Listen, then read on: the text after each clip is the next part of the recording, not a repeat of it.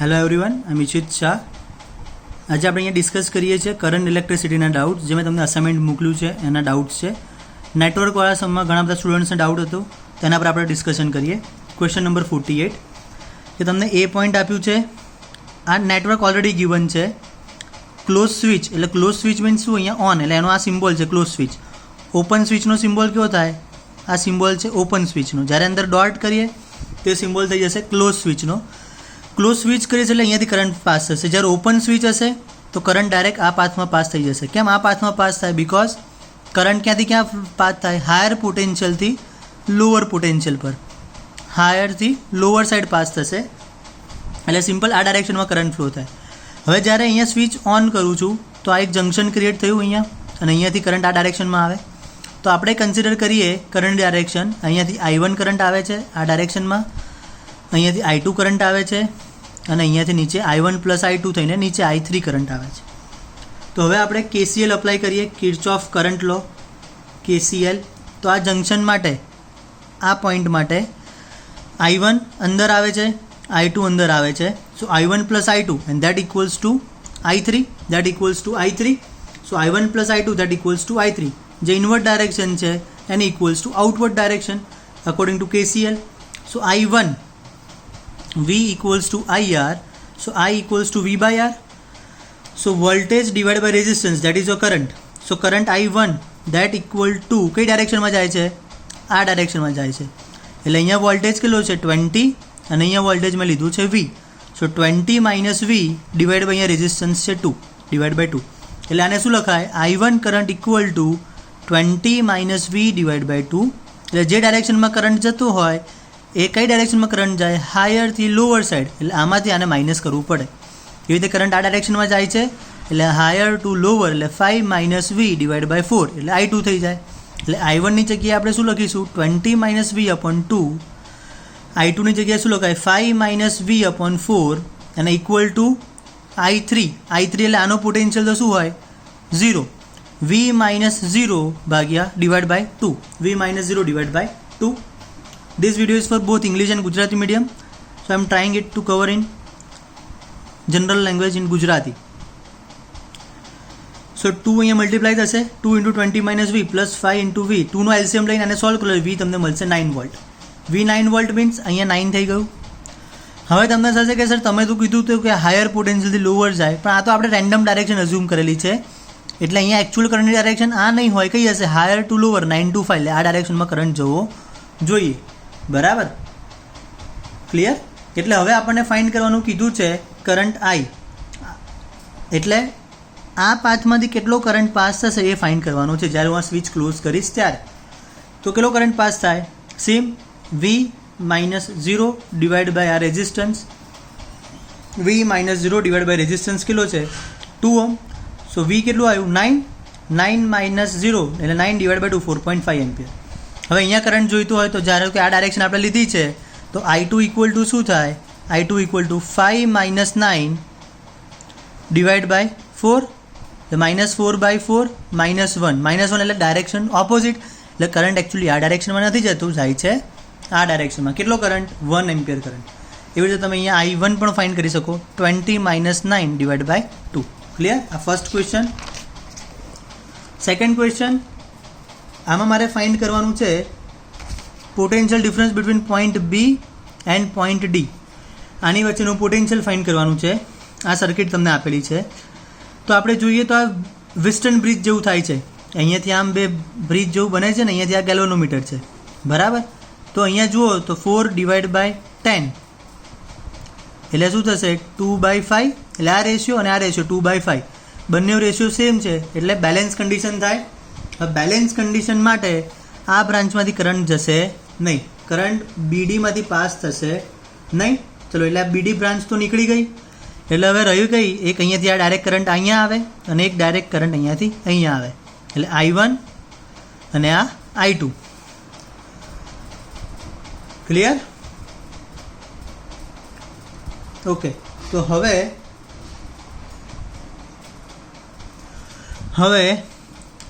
અહીંયાથી કરંટ કેટલો આવે છે? 7 એમ્પિયર. એ કરંટ બે પાથમાં ડિવાઈડ થાય છે, એક I1 અને I2. તો આપણે શું લખાય I1 plus I2 equal two 7 લખાય.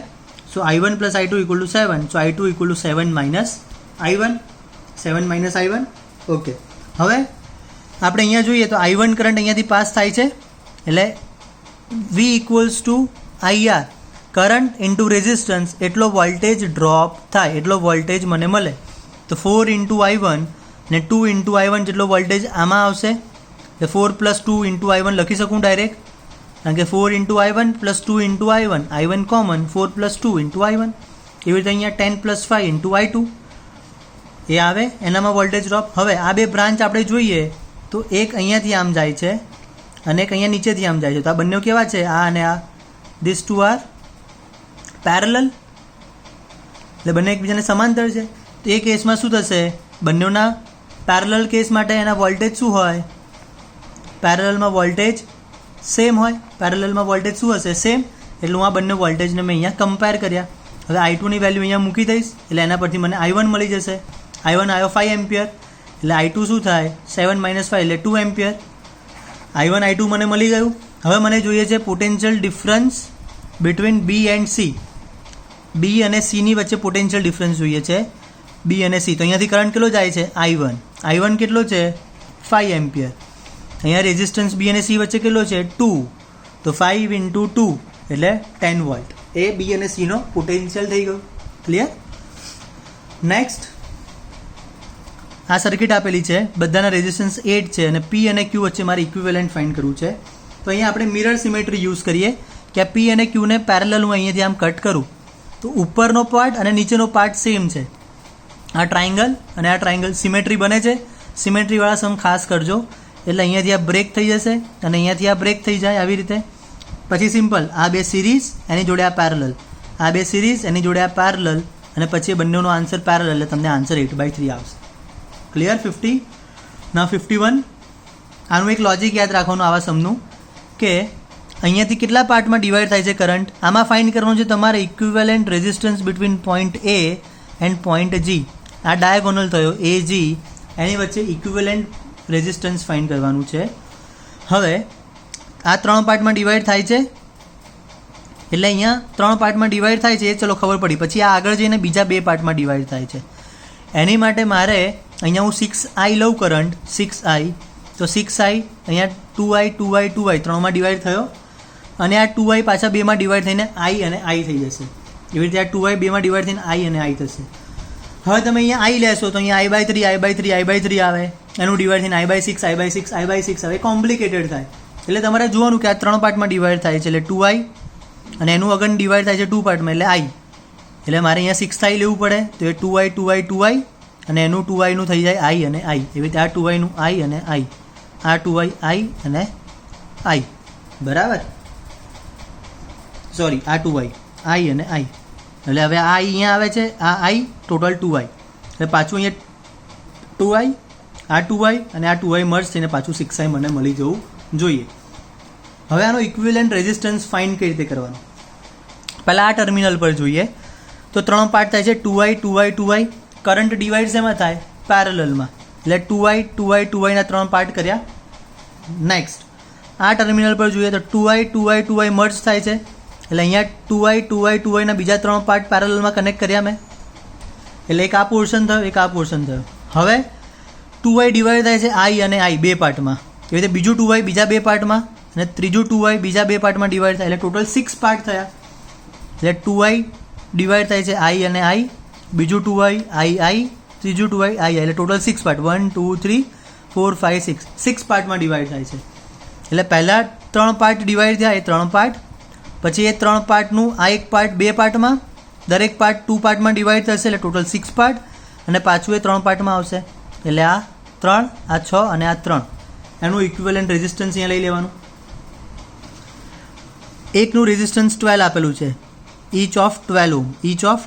એટલે 12 પેરેલલ થઈ જશે 4, 12 નું 6 ના પેરેલલ થઈ જશે 2, અને આ 12 નું પેરેલલ 4 + 4 8 + 2 10 ohm. એટલે એનું ઇક્વિવેલન્ટ આવી જશે 10.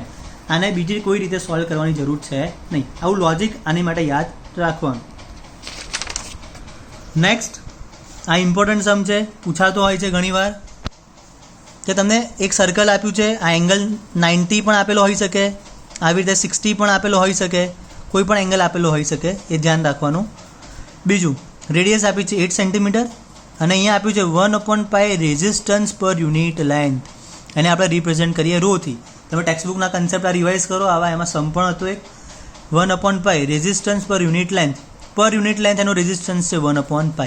પહેલાં તો આની ટોટલ લેન્થ શોધીશ, એટલે પેરીમીટર L = 2πr, પરિઘ 2π, r કેટલો છે 8, 8 2 16π, ટોટલ લેન્થ કેટલી મળી મને 16π મીટર. ટોટલ રેઝિસ્ટન્સ શું થાય? લેન્થ ઇન્ટુ લેન્થ પર યુનિટ રેઝિસ્ટન્સ પર યુનિટ લેન્થ. એટલે 1 યુનિટ લેન્થ માટે એનો રેઝિસ્ટન્સ છે 1/π, તો 16π લેન્થ માટે કેટલો થશે? 16π × 1/π, 16π × 1/π, પાઈ કટ, 16 ઓમ રેઝિસ્ટન્સ આવ્યો. કેટલો આવ્યો? 16 ઓમ રેઝિસ્ટન્સ. ઓકે, એટલે આ સર્ક્યુલર લૂપનો ટોટલ રેઝિસ્ટન્સ થઈ ગયો 16 ઓમ. હવે મારે એ અને બીનું જે ફાઇન્ડ કરવું છે, તો આ બે પાર્ટમાં એને ડિવાઈડ કરે છે, આ મેજર આર્ક અને માઇનર આર્ક. આ નાનાનું ફાઇન્ડ કરવું હોય તો ફોર્મ્યુલા શું છે? θ/360 ઇન્ટુ ટોટલ રેઝિસ્ટન્સ આર કેટલો છે? 16 ઓમ. થીટા કેટલો છે? અહીંયા 90, 60 આપ્યો તો 60 લેવાનું, એટલે 90/360 ઇન્ટુ ટોટલ રેઝિસ્ટન્સ છે 16, એટલે 4 ઓમ આવ્યું. એટલે આનો રેઝિસ્ટન્સ 4, 16માંથી 4 જાય એટલે આનો 12. 12 અને 4 કેવા થશે? પેરેલલ, એટલે એનો ઇક્વિવેલન્ટ રેઝિસ્ટન્સ થઈ ગયો 3 ઓમ. એટલે આ બેનો ઇક્વિવેલન્ટ રેઝિસ્ટન્સ આનો 12 છે, એટલે અહીંયાથી આપણે લઈએ તો અહીંયાથી આમ એક રેઝિસ્ટન્સ આવે 12, અહીંયાથી એક રેઝિસ્ટન્સ આવે 4, 12 અને 4 પેરેલલ, એનું ઇક્વિવેલન્ટ આવ્યું 10 ઓમ, અને આ વોલ્ટેજ છે 10 વોલ્ટ. સો V = IR, એના પરથી I ફાઇન્ડ કરીશ 10/3, 3.33 એમ્પિયર. ક્લિયર? નેક્સ્ટ આપણે જોઈએ એક આપણે મિરર સિમેટ્રી જોઈ. હવે આ ફોલ્ડિંગ સિમેટ્રીનો સમ જોઈએ કે આવી રીતે છે, એને આ A અને B ઇક્વિવેલન્ટ રેઝિસ્ટન્સ છે, એને હું પરપેન્ડિક્યુલર કટ કરું છું, અને પરપેન્ડિક્યુલર કટ કરીએ તેને કહેવાય ફોલ્ડિંગ સિમેટ્રી. આમાં મેં આને પેરેલલ કટ કરીને આ પોઈન્ટને મેં બે પાર્ટમાં ઉપર અને નીચે ડિવાઈડ કર્યા હતા, તો એને કહેવાય મિરર સિમેટ્રી. ઉપર જેવું છે એવું જ નીચે ક્રિએટ થાય, that is called mirror symmetry. અને પરપેન્ડિક્યુલર કટ કરીશ તો આ બાજુ જેવું છે એવું લેફ્ટ હેન્ડ સાઈડ અને right hand side similar create થાય, that is called folding symmetry. એટલે અહીંયાથી હું કટ કરું છું તો આ ટ્રાયંગલ ને આ ટ્રાયંગલ સેમ, અને આ 10 ઓમના બે ઇક્વલ પાર્ટ થઈ જશે, એટલે અહીંયાથી આને ડિસ્કનેક્ટ કરી દઉં આવી રીતે. એટલે આ 10-10 સિરીઝ એની જોડે આ પેરેલલ, આ સિરીઝ, અને આ બધાનું ઇક્વિવેલન્ટ ફાઇન્ડ કરીને તમને આ મળી જશે 80/7 ઓમ. 10-10 સિરીઝ એટલે 20 એની જોડે 10 પેરેલલ, 200/30, 20/3, 20/3 પ્લસ આ બે સિરીઝમાં પ્લસ 10 + 10 20, 60 + 20 80/3, 80/3 અને આ 20 પેરેલલ, એટલે 80/3 × 20/80/3 + 20. આને સોલ્વ કરશો તમને 80/7 ઓમ મળી જશે. ક્લિયર? 57. હવે આ A અને આ B, આની વચ્ચે મને ફાઇન્ડ કરવું છે ઇક્વિવેલન્ટ રેઝિસ્ટન્સ. તો આને તમે થોડુંક આમ રોટેટ કરીને જોશો આવી રીતે, તો તમને શું દેખાય છે? આ લાઈન આમ છે અને આ લાઈન અહીંયા છે, એને પેરેલલ આ પોઈન્ટ જે કનેક્શનવાળું પોઈન્ટ છે એને મારે બ્રેક કરવાનું છે સિમેટ્રીમાં. કનેક્શનવાળા પોઈન્ટને બ્રેક કરું તો આને પેરેલલ હું અહીંયાથી આમ કટ કરું છું, અને પેરેલલ હું આમ કટ કરીશ એટલે ઉપરનો પોર્શન અને નીચેનો પોર્શન સેમ થાય છે. એટલે આ પોઈન્ટને મેં અહીંયાથી ડિસજોઈન્ટ કરી દીધું આમ, અને આ પોઈન્ટ અહીંયાથી ડિસજોઈન્ટ થઈ જશે. હવે એના કારણે R સિરીઝમાં, એટલે 2R અને R પેરેલલ, 2R અને R પેરેલલ, એટલે એમાં R નહીં લેવાનું, 2 and 1 પેરેલલ, એટલે 2 × 1 2 અને 2/2 + 1 એટલે 3. ફોર્મ્યુલા R1 R2/R1 + R2, આ ફોર્મ્યુલા યુઝ કર્યું એટલે 2R અને અહીંયા 1, 2 × 1 2 અને 2 + 1 3, 2R/3.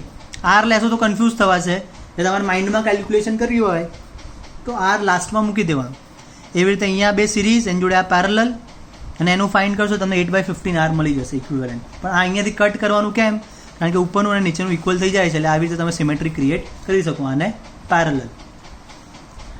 આ ઇમ્પોર્ટન્ટ સમ છે, આવો પૂછાય કે અહીંયા 2 વોલ્ટની બેટરી છે, 10 ઓમના રેઝિસ્ટન્સ બધા પેરેલલમાં છે, આ A મીટરમાંથી કેટલો કરંટ પાસ થશે? તો સમજવા જેવી વસ્તુ એ છે કે અહીંયા 2 એમ્પિયરમાંથી કરંટ જે પાસ થાય છે એ આ બધામાં ડિવાઈડ થશે. અહીંયા આ કરંટ આવ્યો, આનું નાનું આ કરંટ અહીંયાથી આવશે, અને આ બેનું એડિશન થઈને અહીંયા આવે, આ કરંટ ને આ કરંટ એડિશન થઈને અહીંયા આવે, આ કરંટ ને આ કરંટ એડિશન થઈને અહીંયા આવે, એટલે આ ચારેયનો કરંટ નીચે આવે છે, એડ થઈને એ મીટરમાંથી પાસ થશે. હવે એ મીટરનો કરંટ ફાઇન્ડ કરવો હોય દેટ મીન્સ આ કરંટ આ ડાયરેક્શનમાં જાય છે, એ કયો કરંટ જાય છે, આ ચારેયનો મર્જ થઈને આ કરંટ અહીંયાથી આમ પાસ થાય છે, એટલે મારે કયો કરંટ ફાઇન્ડ કરવો પડે, આ ચારનો અહીંયા ટોટલ કરંટ હું લઉં એ મીટરનો કરંટ આવે. તો એ ટોટલ કરંટ હું કઈ રીતે ફાઇન્ડ કરીશ, એ ફાઇન્ડ કરવા માટે પહેલાં તો ખબર હોવી જોઈએ કે આ બધા પેરેલલમાં છે. એ મીટર ભૂલી જાઓ અત્યારે, આ સિમ્પલ આવી રીતે કનેક્ટેડ છે એટલે આ બધા પેરેલલ છે, તો દરેકની અક્રોસ 2 વોલ્ટ આવી જશે. અરે આનો કોઈ મતલબ નથી, અત્યારે કોઈ જ કામ નથી, બધાની અક્રોસ 2 વોલ્ટ આવી જશે. એટલે 2 volt V equals to IR, I equals to V by R, V કેટલો છે 2, R કેટલો છે 10, એટલે કેટલું થયું 1/5 એમ્પિયર. એટલે દરેકમાં કેટલો જશે 1/5, 1/5, 1/5, 1/5, 1/5, 1/5, 1/5. હવે એ મીટર અહીંયા કેટલા પછી છે 1 2 3 4 પછી છે, તો ચારે ચારનું એડિશન કરો એટલે શું આવે 4/5, એટલે આમાંથી 4/5 એમ્પિયર કરંટ પાસ થાય. હવે કોઈ તમને કહે કે અહીંયા એ મીટર મૂકી દે તો કેટલો કરંટ પાસ થાય, તો અહીંયાથી કરંટ આમ જવાનો છે, તો કેટલો કરંટ પાસ થાય એ તમે જાતે કેલ્ક્યુલેટ કરો. તો એની માટે તમારે શું કરવું પડે, તમને હિન્ટ આપું કે પહેલાં ટોટલ કરંટ ફાઇન્ડ કરવો પડે. ટોટલ કરંટ કેટલો હોય 1 2 3 4 5 6 7 7 છે ટોટલ, એટલે 7/5 એમ્પિયર ટોટલ કરંટ હશે.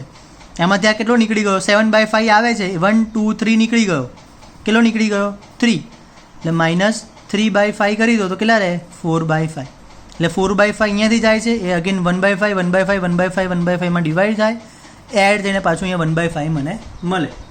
હવે એવો ક્વેશ્ચન પણ પૂછે કે આ એ મીટરને શિફ્ટ કરીને હું અહીંયા મૂકી દઉં તો કેટલો કરંટ આવે, તો આ 3 બ્રાન્ચનો કરંટ આવશે 3/5, અહીંયા મૂકી દઉં તો 1 2 3 4 5, 5 બ્રાન્ચનો કરંટ આવે એટલે 5/5 1 એમ્પિયર. એટલે આવી રીતે એ મીટરની ખાલી પોઝિશન અહીંયા ચેન્જ કરીને તમને ક્વેશ્ચન પૂછી શકે. પણ આ બધા પેરેલલમાં છે, એટલે ખાસ પહેલું લોજિક એ અપ્લાય કરવાનું કે દરેકની અક્રોસ વોલ્ટેજ સેમ આવે, V ઇક્વલ ટુ IR પછી દરેક બ્રાન્ચનો તમને કરંટ મળી જશે અને એના પરથી તમે કરંટ એમ્પિયરનો ફાઇન્ડ કરી શકો એ મીટરનો. 59 A અને B વચ્ચે ઇક્વિવેલન્ટ રેઝિસ્ટન્સ ફાઇન્ડ કરવું છે. R અને R સિરીઝ એટલે 2R, 2R અને R, 2R અને R પેરેલલ. R અત્યારે ના લઈએ તો 2 × 1/2 + 1, 2/3R થઈ ગયું ઇક્વિવેલન્ટ, એટલે 2/3R. એવી રીતે આ પણ 2/3R, 2/3R, 2/3R. બ્રિજ બની ગયો, વચ્ચે R as it is, ratio same છે એટલે બેલેન્સ બ્રિજ થઈ ગયું, એટલે અહીંયાથી કરંટ પાસ થશે નહીં.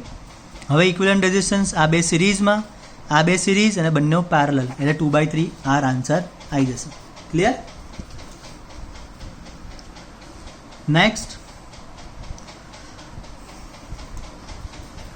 હવે આમાં એવું કીધું છે કે ગેલ્વેનોમીટર 0 ડિફ્લેક્શન બતાવે. ગેલ્વેનોમીટર શું બતાવે 0 ડિફ્લેક્શન. એની માટે આરની વેલ્યુ શું હોવી જોઈએ, આરની વેલ્યુ ફાઇન્ડ કરવાની છે. તો પહેલાં આપણે આ લૂપ કન્સિડર કરીએ, એ લૂપ કન્સિડર કરીએ છીએ PQST, PQST V equal to IR, so I equal to V/R.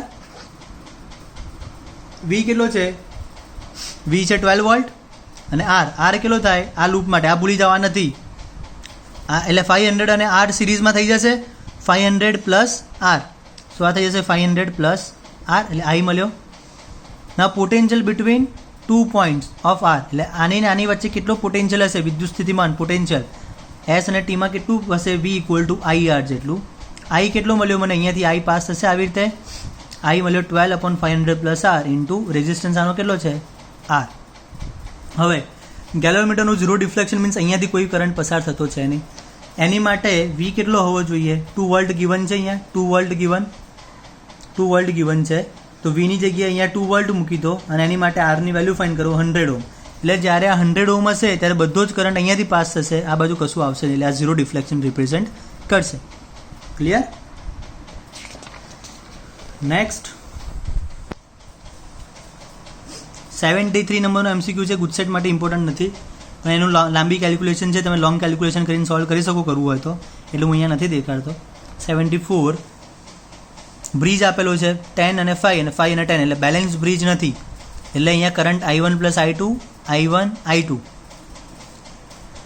એટલે અહીંયા કરંટ જાય છે, આ 5 છે I1, અહીંયા કરંટ આવ્યો I1 માઇનસ I2, આ 5 છે ને આ પણ 5 છે, એટલે અહીંયા I2 કરંટ છે, એટલે અહીંયા I2 કરંટ લીધો.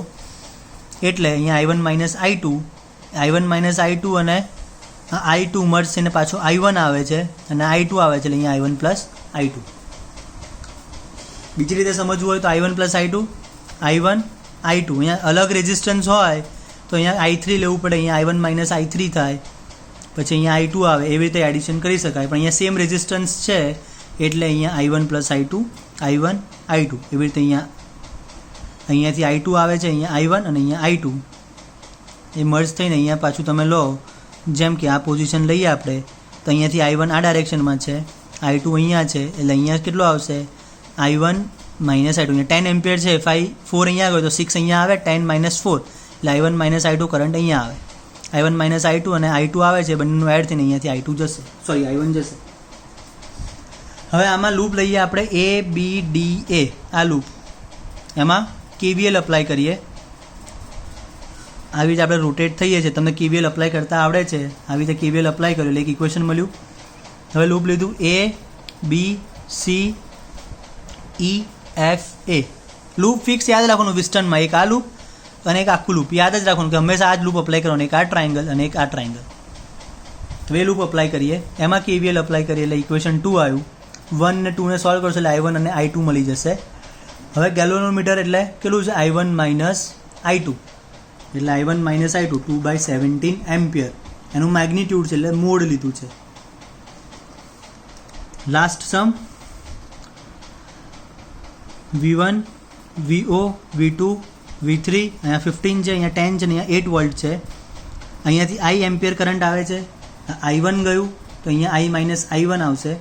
R1 15 ઓહમ, R2 30 ઓહમ અને અહીંયા R3 45 ઓહમ છે. આ I1 કરંટ, સોરી આ I કરંટ, આ I1 અને અહીંયા I માઇનસ I1. મને ફાઇન્ડ કરવાનું છે VO, આ પોઈન્ટ ઉપર કેટલું પોટેન્શિયલ હશે એ ફાઇન્ડ કરવું છે. તો હું KVL અપ્લાય કરીશ 1O2 ઉપર.